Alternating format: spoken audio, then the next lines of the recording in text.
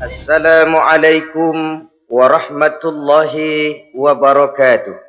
Waalaikumsalam warahmatullahi wabarakatuh. Bismillahirrahmanirrahim. Alhamdulillahi rabbil alamin.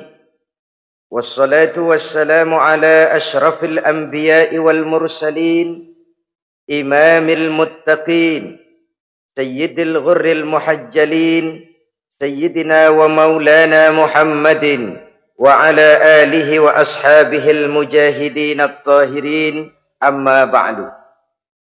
Saudara-saudara kaum muslimin rahimakumullah. Dalam kehidupan ini, pada satu sisi memang kita harus melaksanakan berbagai kegiatan amal ibadah. Tetapi pada sisi lain, kita juga harus menjaga jangan sampai amal ibadah yang sudah kita kerjakan itu dihancurkan oleh sikap kita sendiri. Bahwa kita sudah sholat, alhamdulillah. Bahwa kita sudah zakat dan memberikan sedekah, syukur. Bahwa kita sudah melaksanakan ibadah haji, thayyib. Apakah dengan demikian amal kita sudah menjadi banyak? Nanti dulu. Jangan berbangga hati dan puas diri. Pada kesempatan yang berbahagia ini, saya ingin menyampaikan satu hadis yang diriwayatkan oleh Imam Ad-Dailami, di mana Rasulullah sallallahu alaihi wasallam pernah bersabda, "Sittatu asya'in tuhbitul a'mal." Ada 6 perkara yang bisa menghancurkan amal yang sudah kita kerjakan. Salat yang sudah kita kerjakan itu, zakat yang sudah kita bayarkan itu, haji yang sudah kita tunaikan itu, bisa dihancurkan oleh 6 perkara ini. Nanti di akhirat, pada saat setiap orang menunggu pahala dari ganjaran amal yang ia kerjakan di dunia ini, kita menanti dan menanti, ya Rabb, mana amal kebaikan saya? Mana pahala kebajikan yang saya lakukan? Hasilnya tidak ada. Amal yang kita kerjakan dihancurkan oleh sifat-sifat yang akan kita kemukakan pada pertemuan kali ini. Yang pertama yang bisa menghancurkan amal adalah al-istighalu bi'uyubil khalqi. Orang yang terlalu sibuk mencari-cari aib dan kekurangan pada diri orang lain. Habis waktunya hanya untuk mengorek-ngorek celah orang, sementara ia lupa pada aib dan celah dirinya sendiri. Sifat seperti ini menghancurkan amal yang sudah kita kerjakan. Sedangkan baginda Nabi mengajarkan, tuba liman syaghalahu aibuhu an uyubin nas. Beruntunglah orang yang kekurangan pada dirinya menyebabkan dia sibuk sampai ia tidak sempat mencari-cari aib dan kekurangan pada diri orang lain. Saudara-saudara kaum muslimin rahimakumullah. Sibuk mencari aib orang tentu bukan dengan tujuan positif. Latar belakangnya kadang-kadang karena jealous, karena hasud, kecemburuan sosial. Sore, pagi, siang, malam kita korek-korek kesalahan orang dengan target hancur martabatnya, jatuh kehormatan dirinya, hilang nama baiknya, dilupakan dan terisolir dari tengah-tengah masyarakat. Perbuatan yang demikian sungguh terlalu amat sangat kejam. Salat kita, puasa kita, haji kita bisa dihancurkan jikalau kita terlalu sibuk mencari-cari aib orang lain. Muslim dengan muslim itu bersaudara. Kalau kita menganggap muslim yang lain adalah saudara kita, maka aibnya adalah aib kita, kekurangannya juga adalah kekurangan kita. Pada saat kita melihat pada dirinya terdapat kekurangan, tugas kitalah menutupi.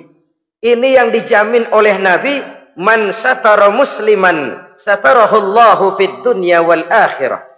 Siapa yang menutupi aib dan celah orang-orang beriman, Allah akan menutupi aib dan celaknya di hari akhirat nanti. Zaman sekarang, zaman gosip. Zaman sekarang, zaman isu. Sehingga hal yang 1 meter pun dapat jadi 5 meter. Yang 5 meter dapat saja menjadi 10 meter. Kita sibuk membumbui hal-hal yang kita tidak tahu duduk perkara yang sebenarnya. Bahkan lebih celaka, kadang-kadang kita malah sok tahu. Memberikan vonis dari sudut pandang kita sendiri. Adalah tidak bijaksana jika kita mengukur baju orang lain dengan badan sendiri. Baju orang lain kita ukur pakai badan kita. Tentu saja enggak pas. Begitulah. Terlalu sibuk mencari-cari aib orang lain, menghancurkan amal ibadah yang sudah kita kerjakan. Na'udzubillah, summa na'udzubillah. Kadang-kadang hadir majelis taklim di pengajian, ngaji setengah jam, ngomongin orang 2 jam setengah. Tekor, defisit, belum bergeser dari majelis taklim. Ini kan penyakit rohani. Di mana kedudukan kita antara sesama muslim bagaikan satu tubuh. Kalau yang satu sakit, yang lain ikut merasakan sakit. Yang satu terhina, yang lain ikut merasakan terhina. Jadi pada saat kita melihat aib orang lain, kita ceritakan di mana-mana, kita bongkar di mana-mana, tentu satu hal yang jelas, kita tidak senang kepada orang itu. Kita tidak senang kepada orang itu. Dan kalau sudah tidak senang, maka fungsi persaudaraan bisa berubah menjadi permusuhan. Oleh sebab itu, kalau ada 2 orang berselisih, boleh kita bohong untuk mendamaikan 2 orang tadi. Misalnya si A sama si B berantem nih, jengkel, marah-marahan. Saudara datang ke rumah si A. A, saya dengar kamu lagi marahan sama B. Iya itu si B, kurang ajar. Bangsat, bajingan, tengik. Pokoknya kalau ketemu, awas. Ah, saya kira sih enggak begitu. Ah, tadi saya ketemu B, dia bilang malah kangen sama sampean. Dia pengen ketemu. Ingat masa lalu zaman sebantal berdua, sebatang rokok berdua. Dia kangen pengen ketemu. Padahal si B enggak ngomong apa-apa sama saya. Saya olah sedemikian rupa sampai si A tenang. A tenang, saya datang ke rumah B. B, katanya kamu lagi marahan sama si A. Iya tuh A, unyuk monyet. Udahlah, pokoknya kalau ketemu dia saya hantam habis. Ah, barusan saya ketemu si A, dia bilang pengen ketemu ente. Pengen ngobrol kayak dulu, mengembalikan keharmonisan yang hilang, mengembalikan kehangatan persaudaraan yang lenyap. Si A tenang, si B adem. Kenapa? Karena bohong saya. Kesana saya ademin, kesini saya ademin. Jenis bohong seperti ini berpahala.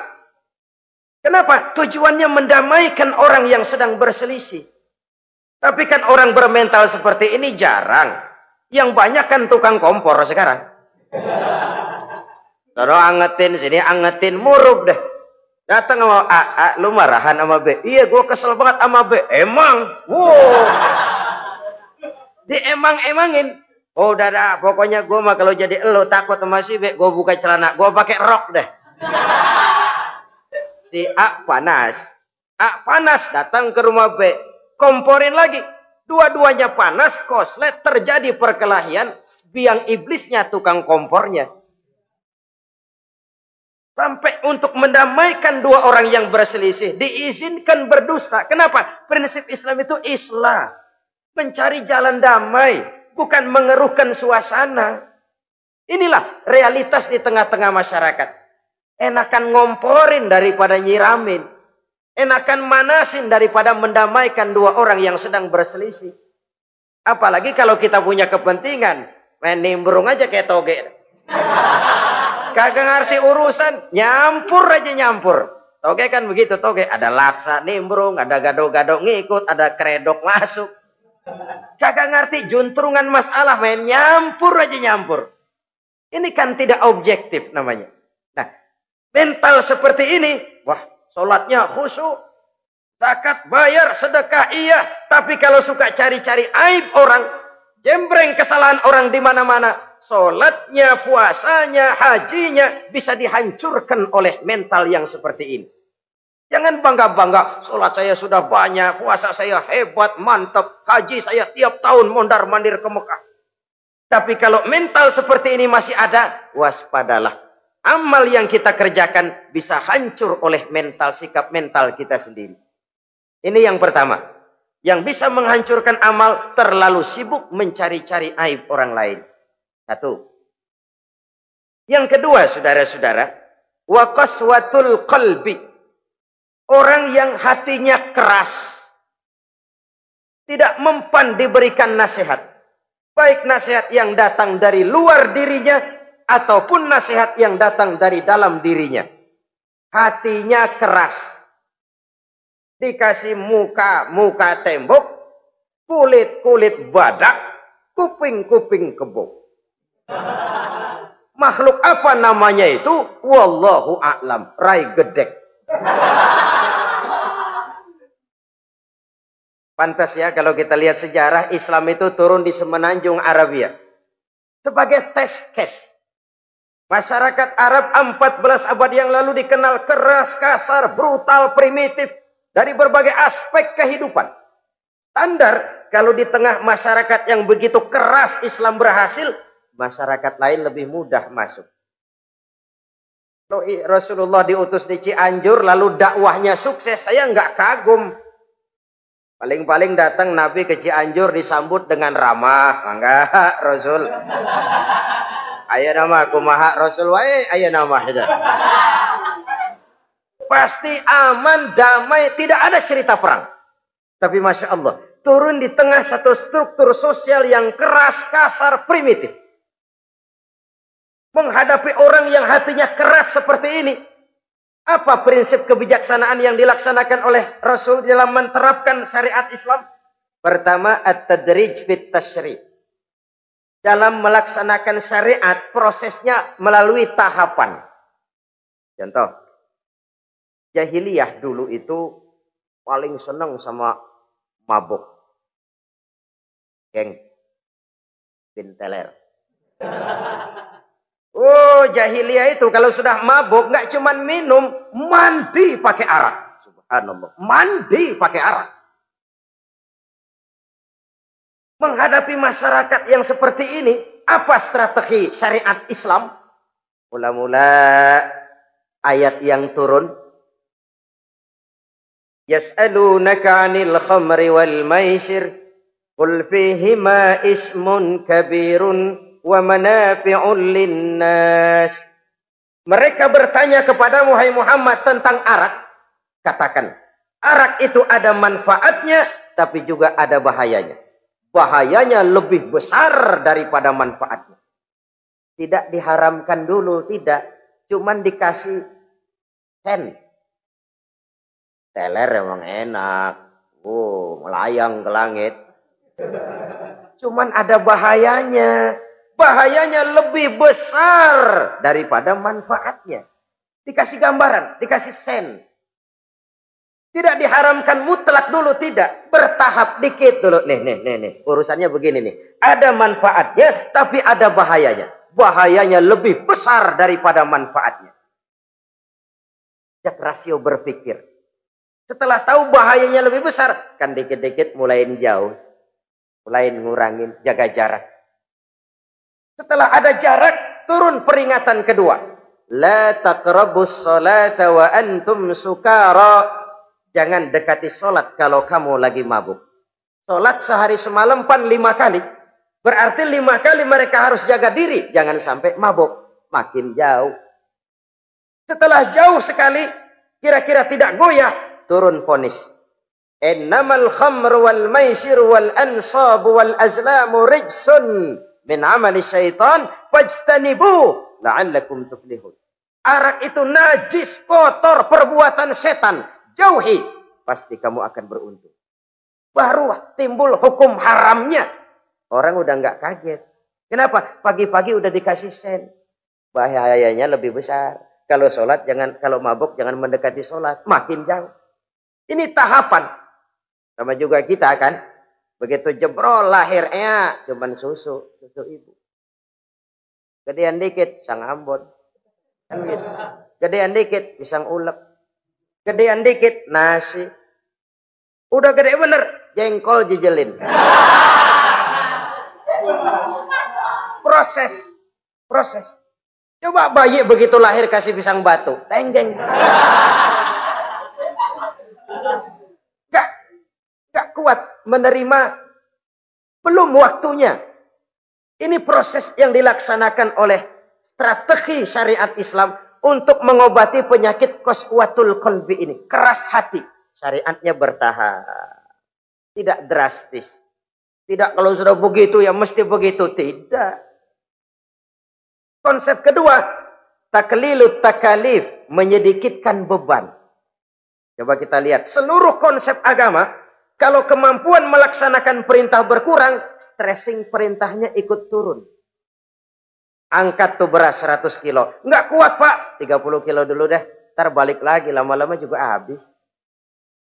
Ini konsep untuk mengobati qaswatul qalbi. Bertahap. Semua perintah agama itu begitu. La yukallifullahu nafsan illa wus'aha. Allah tidak memberikan beban kecuali sesuai dengan kemampuan yang dimiliki oleh seseorang. Kalau kemampuan melaksanakan perintah berkurang, stres perintahnya juga ikut menurun. Sholat wajib diri. Kalau mampu. Gak bisa pak sholat berdiri. Sholat dengan berbaring. Kalau mampu. Berbaring gak bisa pak. Pinggang kurap. Sholat pakai isyarat. Kalau mampu pakai isyarat tidak bisa. Dalam hati setiap kemampuan melaksanakan perintah berkurang, stres perintahnya juga menurun. Taklilut takalif ini juga salah satu strategi mengantisipasi kerasnya hati. Nah, konsep yang ketiga dari syariat, al-musawat bainan nas fi takalifil ahkam. Persamaan terhadap manusia di dalam berhadapan dengan hukum Allah. Kadang orang yang hatinya keras itu, logikanya jalan, ngukur suasana. Gimana sih lu? Menggerib kagak mau ke masjid? No, yang Pak Haji masih di perapatan. Yang Pak Haji disebut. Itu kan cenderung orang begitu. Kalau dia nyolong ayam, dia tunjuk orang yang nyolong kambing. Ini apologi namanya. Kenapa lo nyolong ayam? No, yang maling kambing urusin, gedean. Apologi. Lah kapan mau beres kalau begitu? Tidak introspeksi, tidak self correction. Itu apologi. Untuk menutupi kelemahan diri, menunjuk kesalahan orang lain yang lebih besar. Itu kan nggak jantan namanya. Apologi. Tidak ada sifat untuk memperbaiki diri sendiri. Karena kecenderungan ini ada, Islam menutupi itu. Dengan apa? Semua manusia sama dalam berhadapan dengan hukum Allah. Gak ada iri hati dalam hukum Islam ini. Salat wajib. Wajib. Bagi siapa? Yang sudah balik dan mampu. Terhadap semua strata. Jenderal wajib, kopral wajib. Apalagi hansip. Tidak ada fasilitas. Wah kamu jenderal nggak apa-apa dah sembahyang setahun 2 kali. Idul Fitri aja sama Idul Adha. Enggak tuh. Semua manusia sama dalam berhadapan dengan hukum Allah. Itu yang Nabi ingatkan. Orang-orang sebelum kamu dahulu hancur. Umat-umat sebelum ini rusak binasa. Kenapa? Karena mereka kalau orang kecil berbuat salah. Hukum cepat-cepat ditegakkan. Tapi kalau yang besar berbuat salah. Mereka diam pura-pura tidak tahu. Jadi apa ini? Yang namanya mafia peradilan bukan cuma zaman ayeuna. Sejak zaman sebelum Islam Nabi sudah mengingatkan. Mereka dahulu hancur. Kenapa? Kalau orang kecil berbuat salah, hukum buru-buru ditegakkan. Rame-rame dikeroyokin. Giliran yang gede berbuat salah, diam pura-pura enggak tahu. Hukum pakai pandang bulu. Saudara-saudara kaum muslimin rahimakumullah. Oleh karena itu orang yang keras hati itu bisa merusak amalnya sendiri. Enggak mempan nasihat, rai gedek, muka-muka cuek. Baik nasihat yang dari luar maupun nasihat yang dari dalam enggak mempan. Kan dalam hidup ini ada nasihat dari luar, dari orang lain, bisa dari fenomena kehidupan. Ini juga nasihat. Oh, dia itu kaya tapi pelit. Hatinya begitu ya. Katanya menteleng. Itu kan nasihat. Itu kan nasihat. Oh, dia waktu berkuasa tapi zolim, matinya begitu. Perutnya pancung.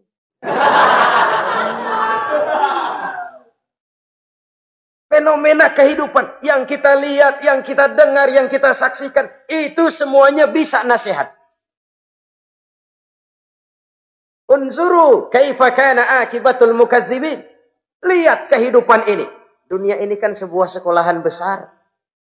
Semua yang kita lihat, kita saksikan, kita pelajari, bisa jadi contoh buat kita. Orang yang bijak, yang bisa mengambil hikmah dari manapun datangnya. Baik dari yang baik maupun dari yang tidak baik. Saudara-saudara kaum muslimin rahimakumullah. Nasihat yang datang dari luar. Dari orang atau dari fenomena kehidupan. Atau nasihat yang tumbuh dari dalam diri sendiri. Perubahan organisme tubuh. Itu kan nasihat. Ya Allah. Sekarang cantik jelita. Iya, sedang sweet 17-an. Rambutnya hitam, ikal berderai. Iya, semua memuji. Alisnya katanya laksana semut beriring.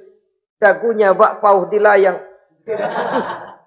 Kalau dia senyum, semua orang terpesona. Sekarang 50 tahun yang akan datang, coba senyum, kabur orang.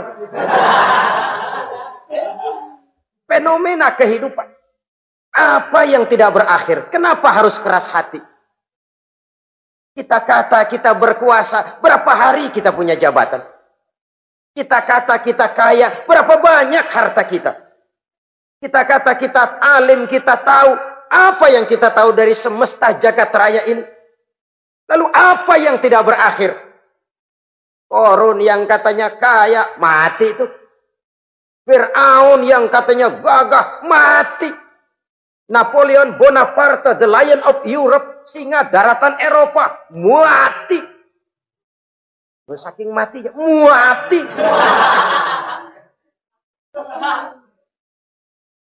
Kenapa harus keras hati? Kenapa tidak melihat perubahan fenomena alam sekitar ini? Apa yang tidak berakhir? Apa yang tidak selesai? Lalu apa yang mau kita sombongkan? Kenapa kita harus keras hati? Sehingga pantas dalam hadis kursi Allah menyatakan al-kibriya'u libasi. Sombong itu pakaianku. Manusia enggak pantas pakai pakaianku. Kegedean. Pakaian Allah mau dipakai. Kalau Allah sombong, udah pantas aja udah. Kenapa? Kagak ada Tuhan lain selain dia. Udah pantas dia nyombong. Kita nyombong apaan? Oleh sebab itu, beruntung orang kalau diberikan hati yang lembut, mudah menerima kebenaran, peka terhadap kesulitan orang lain, ringan tangan memberikan pertolongan buat mereka yang memang memerlukan. Dan enggak semua orang dikasih begitu. Enggak semua orang. Lain ya, Umar bin Khattab sikapnya keras, tapi hatinya gampang menerima kebenaran. Nah, lain loh orang kayak begini. Keras sikap boleh keras, tapi hati mudah menerima kebenaran. Wah, kalau Umar kerasnya kan luar biasa. Tapi hatinya kok gampang menerima kebenaran. Ini hidayah. Coba lihat waktu berita Rasulullah meninggal dunia. Sampaikan oleh para sahabat. Umar jengkel. Cabut pedang. Siapa bilang Muhammad mati, saya tabas batang lehernya. Dia enggak siap menghadapi kenyataan. Emosinya yang jalan, bukan rasionya. Keras. Bilang deh, Muhammad meninggal. Saya tabas batang lehernya. Untung ada Sayyidina Abu Bakar. Beliau tidak bicara langsung, cuma pidato.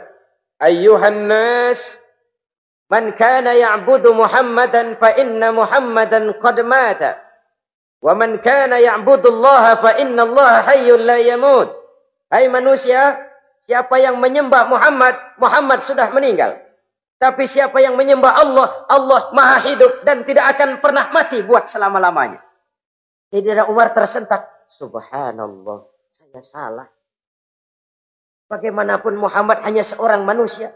Saya cinta dia, saya suka dia, nyawa saya pertaruhkan untuk dia. Tapi dia manusia dan saya tidak menyembah Muhammad. Ia sadar akan kekeliruannya, berlinang air matanya.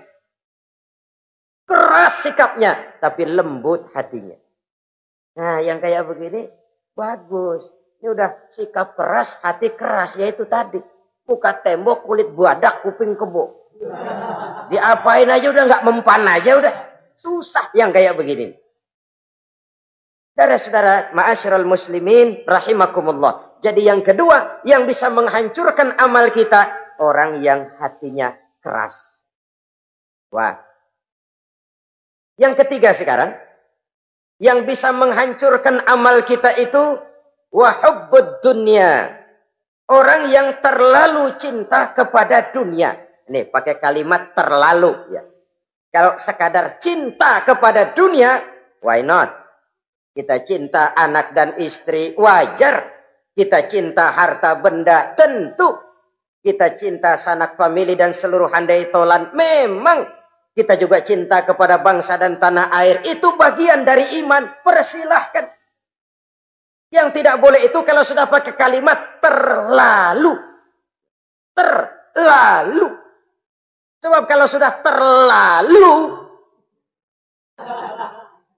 itu sudah di luar kontrol. Orang lalu menghalalkan segala cara. Terlalu cinta kepada jabatan. Akhirnya bergeser. Sholat menghadap Allah. Dengar mau pindah jabatan ke tempat kering. Gerasak gerusuk nyari dukun. Ini kan namanya iya kana budu wa dukun nastain. Nggak bisa wong itu satu paket. Kalau iya kana budu wa iya kana nasta'in.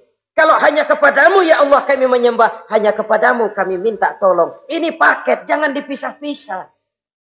Menyembahnya kepada Allah, minta tolongnya kepada yang lain.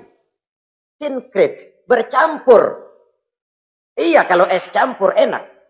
Tapi kalau agama dicampur dengan yang lain, nggak enak rasanya. Sama juga begini, ada gelas ya. Kalau sepenuhnya diisi bensin, itu ketahuan. Bisa diminum motor. Kalau sepenuhnya diisi air putih, jelas bisa diminum orang. Tapi begitu separuh diisi bensin, separuh diisi air putih, kacau dah. Motor minum, mogok. Orang minum, mabok. Dijual juga nggak laku. Kenapa? Sinkret. Maka Allah pesan, wala talbisul haqqa bil batil. Jangan kau campur aduk yang hak dengan yang batil. Saudara-saudara kaum muslimin rahimakumullah. Begitulah terlalu cinta kepada dunia sering menyebabkan orang out of control. Bergeser dari garis yang telah ditentukan oleh Allah. Apalagi di zaman sekarang ini. Persaingan hidup makin tajam. Tensi ekonomi semakin tinggi. Gaya hidup semakin konsumtif. Sementara lapangan kerja semakin sulit. Orang kadang kehilangan harga diri untuk mencapai sesuatu yang bernama dunia, lalu menghalalkan segala cara. Sebab itu jangan korbankan keabadian akhirat dengan kesenangan dunia yang cuma sebentar ini. Jangan sia-siakan keabadian akhirat dengan kesenangan dunia yang kadang fata morgana ini. Cintailah dunia, tapi sekadarnya saja. Sebagai ladang untuk menanam bagi kepentingan di akhirat nanti. Terlalu cinta kepada dunia bisa menghancurkan amal yang sudah kita kerjakan. Ini yang ketiga. Yang keempat, wa qillatul haya. Orang yang sedikit rasa malunya. Rasa malu merupakan bagian daripada nilai-nilai keimanan. Apabila rasa malu berkurang, artinya nilai iman juga ikut menurun. Kita melihat sekarang ini banyak orang pakai pepatah Arab dalam hidup ini. Bul ala zamzam fatu'raf, kata orang Arab. Kalau kepengen terkenal, kencingi sumur Zamzam. Itu bakal ngetop ke seluruh dunia. Sumur Zamzam dikencingin. Itu akan terkenal ke seluruh dunia. Terkenal apanya? Terkenal gilanya. Jadi apa maksud pepatah ini? Kalau pengen cepat terkenal, bikin yang aneh-aneh. Yang orang lain nggak kerjain, kerjain. Yang orang lain nggak pakai, pakai. Nanti kan aneh, dilihat orang. Kalau dilihat orang kan cepat ngetop. Pantas apa tidak nomor 18. Yang penting terkenal aja dulu dah. Artinya apa? Rasa malu dikuburin. Rasa malu disingkirin. Kalau sudah sedikit rasa malu, tidak terhalang melakukan perbuatan-perbuatan yang negatif. Satu contoh. Tujuan utama diperintahkan berpakaian itu kan menutup aurat. Tapi Rasul pernah mengatakan, satu saat nanti akan muncul perempuan, nisa'un, kasiyat, ariyat, ma'ilat, mumilat, ru'usuhunna ka'asnimatil bukhtil ma'ilat. Kepalanya ditata begitu rupa persis kayak punggung onta. Itu rambut lagu apa tahu deh. Ini kan fenomena berpakaian tapi telanjang. Kenapa? Yang dikejar mode, yang dikejar merek. Kiblatnya Paris, London, Roma. Imamnya siapa? Pierre Cardin, Christian Dior, Escada, Etienne Egner. Merek yang dikejar, mode yang dikejar, aurat pontang-panting. Ditambah oleh tayangan-tayangan berbagai iklan yang merangsang anak-anak kita untuk hidup konsumtif. Yo, iyo. Cocok iyo jeng urang yo. Terangsang dia untuk konsumtif. Dihadapkan kepada kenyataan. Suasana ekonomi nggak menunjang. Orang tua lemah ekonominya. Dia lihat sekelilingnya, ternyata yang lain juga begitu. Banyak teman senasib, kumpul. Disingkirkan rasa malu. Akhirnya tukang bajai ditodong. Qillatul haya, sedikit rasa malu. Kalau sedikit rasa malu, dia tidak terhalang lagi melakukan perbuatan-perbuatan yang negatif. Dan itu berarti menghancurkan amal-amal yang lain. Sebab itu budaya malu ini sangat penting. Coba kalau dia hinggap di hati seorang pejabat. Pejabat yang punya rasa malu, Masya Allah, membawa manfaat yang besar buat rakyatnya. Contoh saja ya, di Jepang itu ada Perdana Menteri Hosokawa, saudara-saudara dengar. Baru 8 bulan jadi Perdana Menteri. Dia dijuluki Mr. Clean, Mr. Bersih. Diisukan terlibat skandal cuma 4-6 miliar rupiah. Itu pun buat kampanye kemenangan partainya. Diisukan begitu rupa, malu Hosokawan. Malu mengundurkan diri. Baru 8 bulan jadi Perdana Menteri. Mundur, malu. Padahal Hosokawa nggak kenal ketuhanan yang Maha Esa. Nggak kenal. Tapi budaya malunya luar biasa. Nah kalau sudah pejabat nggak punya malu, habis. Kan sekarang umpamanya nih, ada impres desa tertinggal, disunatin. Sampai marah betul itu Bapak, para pimpinan negara kita itu. Tidak ada maaf bagi pejabat yang nyunatin IDT. Kenapa? Kan tipis rasa malu. Turun dari atas, sunatin. Turun ke bawah, sunatin. Turun ke bawah, sunatin lagi. Nyampe bawah, tetelan doang dikit banget. Kebanyakan tukang sunat, saudara-saudara. Budaya malu yang nipis. Orang kaya kalau punya budaya malu, bawa rahmat bagi lingkungannya. Ulama kalau punya rasa malu, nggak jual ayat menghalalkan yang haram, mengharamkan yang halal. Bagaimana Kiai? Haram! Karena belum dapat bagian. Begitu dapat jatah, haram dikit dah. Kiamat umat kalau sudah kayak begini. Budaya malu di segala strata sekarang ini menipis. Dan itu tentu berangkat dari kualitas keimanan. Ini yang perlu dipompa ke permukaan. Dan dilematis memang sering terjadi. Satu contoh, pada satu sisi kita menggalakkan proyek pariwisata. It's okay, kita perlu devisa. Tapi pada sisi lain kita harus menjaga nilai-nilai luhur dari budaya bangsa kita. Jangan sampai kemasukan wisata mancanegara lalu budaya mereka yang tidak sesuai juga ikut kita serap.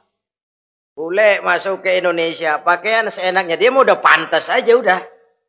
Perempuan ayab-ayaban ke pasar pakai kutang doang, boleh pantas aja. Bocah kita ayab-ayaban ke pasar pakai kaos kutang, perempuan mana panok melulu.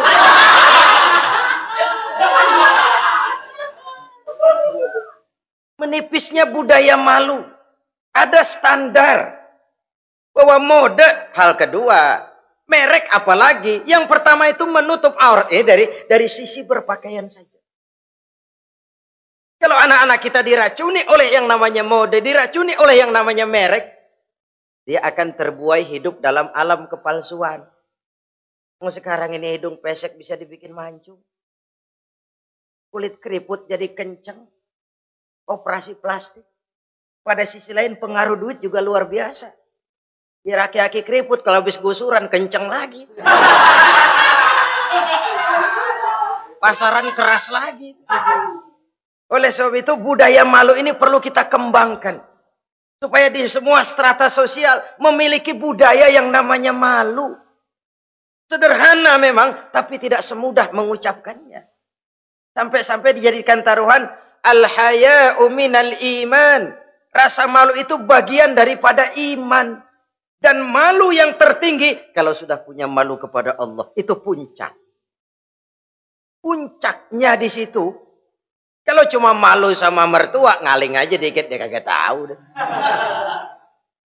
Kalau cuma malu kepada petugas keamanan, terlalu banyak tempat yang mereka nggak lihat. Tapi kalau sudah budaya malu kepada Allah, tidak sejengkal tanah pun terhalang dari pengetahuan Allah. Ini nantinya juga punya pengaruh sosial. Sosial kontrol sekarang juga sudah renggang.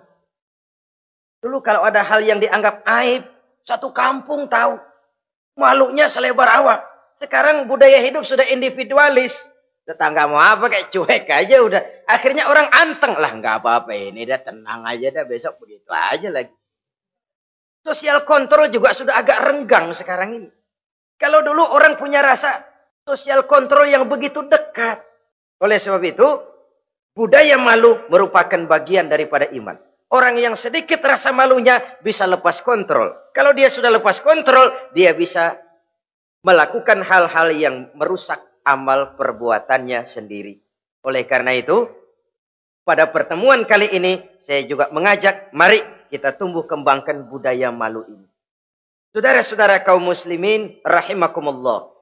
Yang kelima, yang bisa menghancurkan amal kita, watulul amal.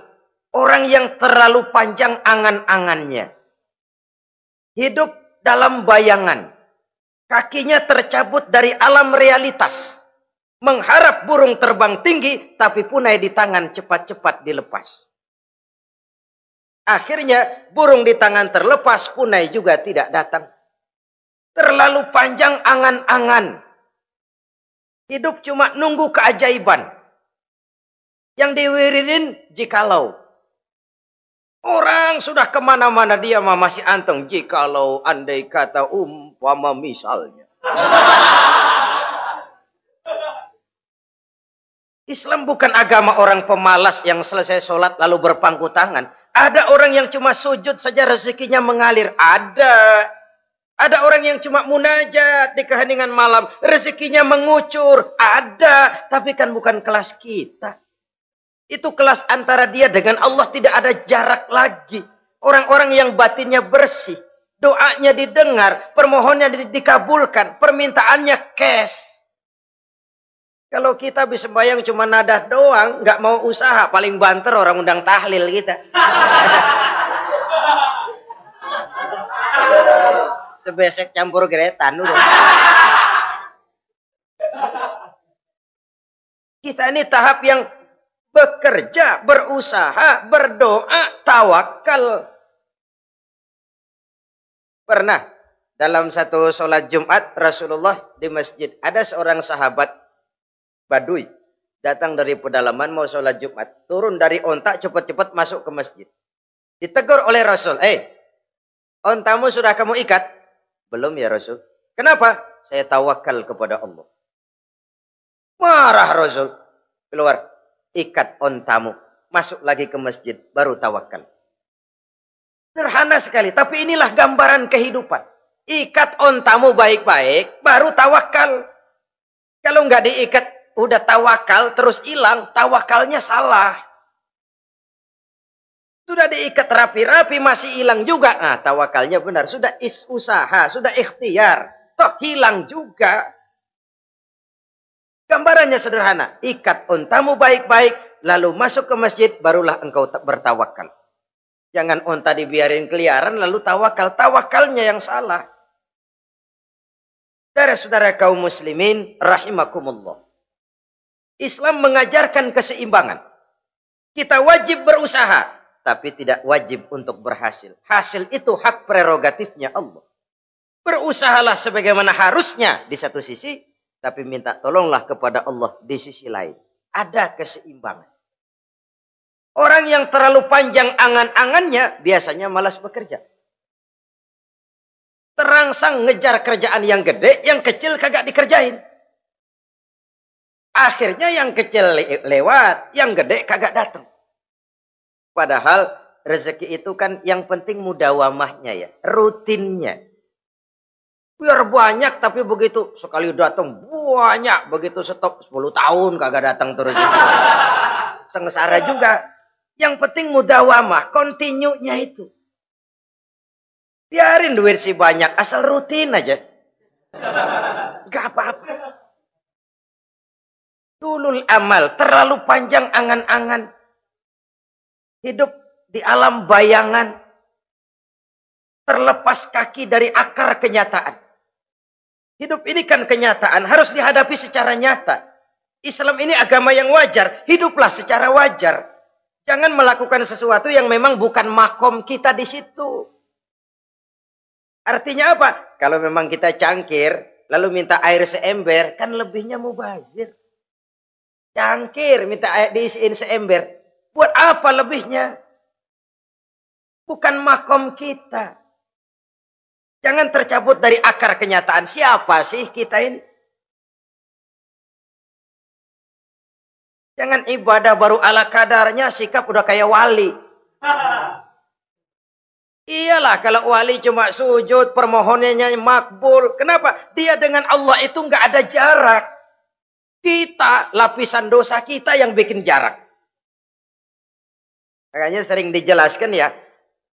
Kalau ada hadis, siapa yang baca Bismillahirrahmanirrahim, dia lewat di atas air, beku itu air, dia bisa jalan di atas air. Bismillah saja bisa jalan di air. Tapi kan soalnya kemudian, Bismillahnya orang yang bagaimana? Model kita, maaf lah, 1000 kali baca Bismillah, lewat di empang, tenggelam kita. Bukan Bismillahnya yang lain. Yang baca mentalnya, pribadinya yang lain. Makom kita belum di situ. Kalau memang makom kita masih harus berusaha, berusaha. Bahwa nanti Allah berikan rizki lewat jalan yang tidak kita sangka-sangka. Itu sih urusan Allah. Itu sih haknya Allah. Tapi urusan kita harus berusaha sebagaimana harusnya kita berusaha. Ya, emang jodoh dari Tuhan, apanya pakai nyari, nanti juga aja datang. Datang cuma nenek-nenek kali.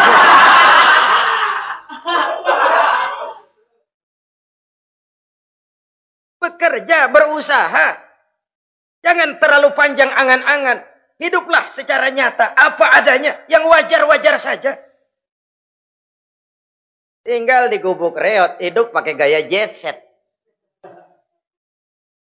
Ngagul dah. Sama merek mobil kenal banget, mobil orang-orang. Udah bukan main kalau ngomong dah.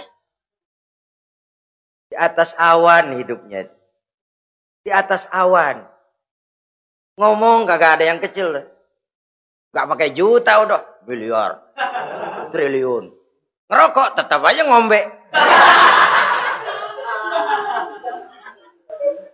Silahkan mengharap burung terbang tinggi. Tapi punai di tangan jangan dilepas.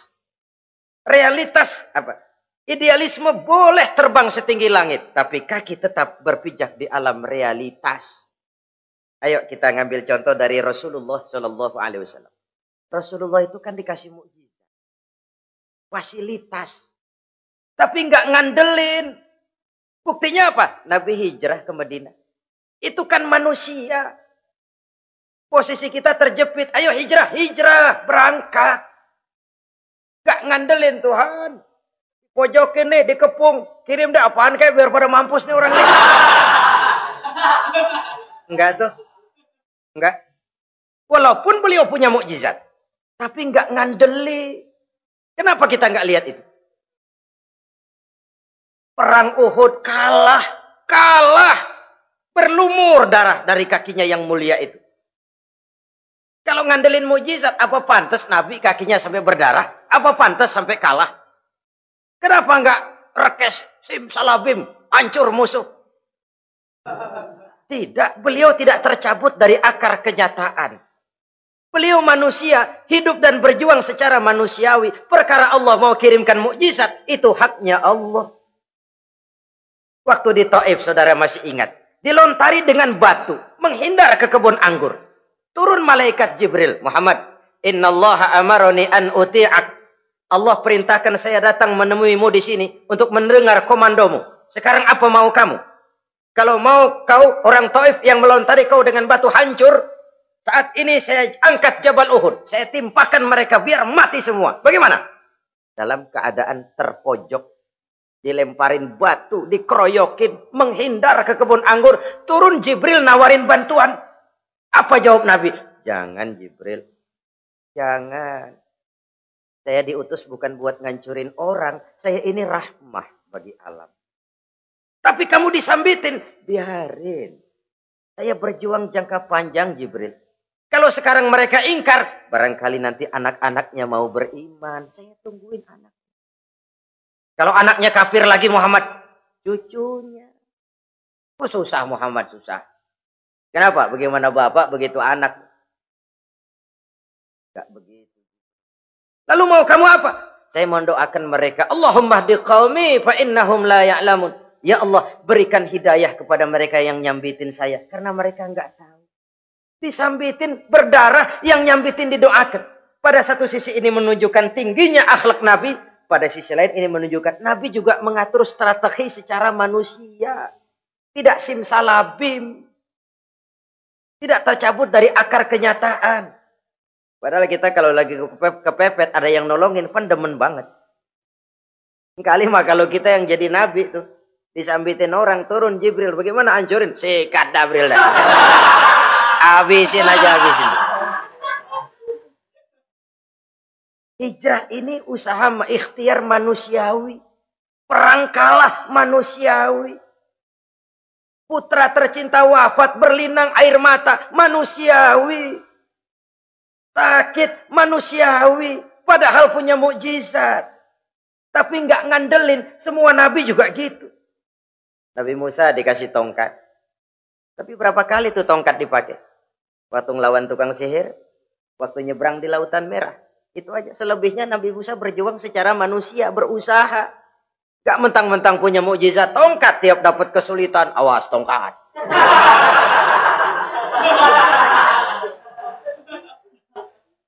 Utuh manusiawi. Ini Rasul.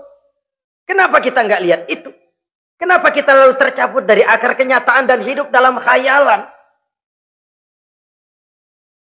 Sampai-sampai di satu anekdot yang menyentuh. Sekarang ini akibat tayangan-tayangan televisi begitu rupa. Ada seorang bapak ditanya sama anaknya. Pak, Tuhan sama Batman kuatan mana sih? Logikanya sudah dipenuhi oleh gambaran Batman. Bahwa Batman itu kuat, gagah, menolong yang lemah. Timbul logika. Kuatan mana sama Tuhan katanya. Pengaruh yang dia lihat itu membentuk opini. Sama juga sekarang coba lihat ibu-ibu. Kalau udah Cassandra, itu masakan ditinggal tuh angus di dapur. Angit tuh tempe juga. Saudara-saudara kaum muslimin, rahimakumullah. Begitulah yang kelima, yang bisa menghancurkan amal kalau orang terlalu panjang angan-angan. Hiduplah secara wajar karena Islam memang agama yang wajar. Jangan melakukan sesuatu yang memang bukan makom kita di situ. Jangan melakukan sesuatu yang memang bukan posisi kita di situ. Kullun ya'mal ala syakilatih. Jangan minta ayam menggonggong. Jangan minta kambing mengeong. Bukan bagiannya. Bukan bidangnya. Sama juga orang ngomong, apaan mubalik kerjanya ngomong doang. Sekarang kan zaman pembangunan. Mana ada mubalik ngurus irigasi. Nah, kalau mubalik ngurus irigasi, apa lurah mau ngajar fikih? Jangan tercabut dari akar kenyataan. Toh prinsip modern saja mengajarkan the right man on the right job. The right man on the right place. Orang harus ditempatkan sesuai dengan bidangnya. Jangan tercabut dari akar kenyataan. Inilah kita dan inilah yang harus kita lakukan. Hidup ini kenyataan. Hadapilah secara nyata. Perkara Allah mau membuat yang lain, itu hak prerogatif Allah. Bukan urusan kita. Yang terakhir saudara, yang keenam yang bisa menghancurkan amal kita. Wa zalimun la yantahi.